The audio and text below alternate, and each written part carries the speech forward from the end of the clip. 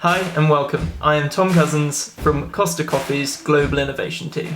I'm going to take you through some of the main coffee origins and what makes them taste so different. There are key differences to how a coffee is grown and processed that contribute to an origin having a distinct and typical taste profile. Of course, there are many exceptions to these rules when new farming and growing techniques are being used. Some of the key differences are climate, altitude, species and varietal, and the main processing method used. Coffee is mostly grown within what is called the coffee belt. This area has the ideal conditions for growing coffee. Within this belt, altitude plays a large role in what species of coffee can grow where. Robusta is resilient to low altitude conditions and is usually grown up to 800 meters above sea level.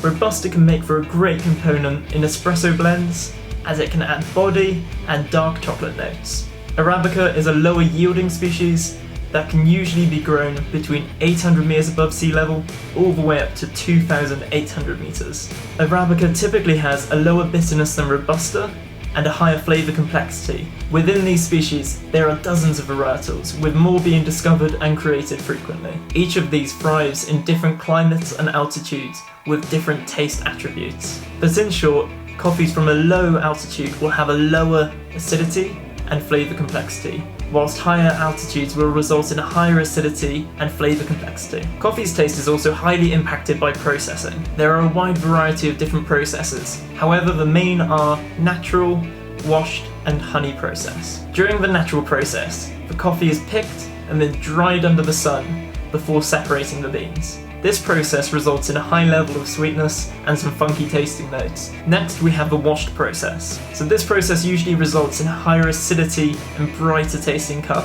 as well as a cleaner tasting coffee than the natural process. So how does this link to origins? Well, let's cover a few and let's start with South America. Colombia is one of the largest coffee producing countries and is best known for its washed Arabica coffee. These are mostly grown at altitudes between 1,200 and 2,000 meters above sea level.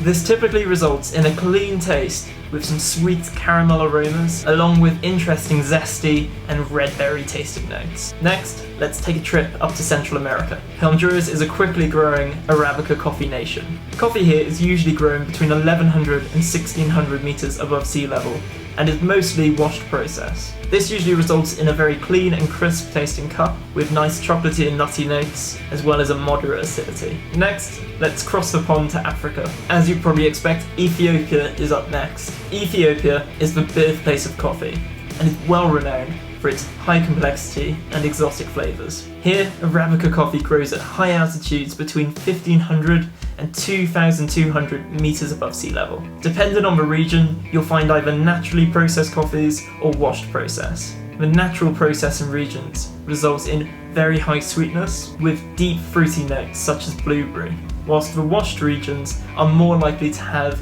floral, zesty and tea-like flavour profiles. You might have tried our Ethiopian back in September 2019. Another interesting African origin is Kenya. Here, coffee grows at very high altitudes, above 1,700 meters above sea level, within volcanic soils, which give the perfect conditions for Kenya's most common varietals. Here, the coffee has very high flavour complexity, with deep fruity notes and intense floral aromas.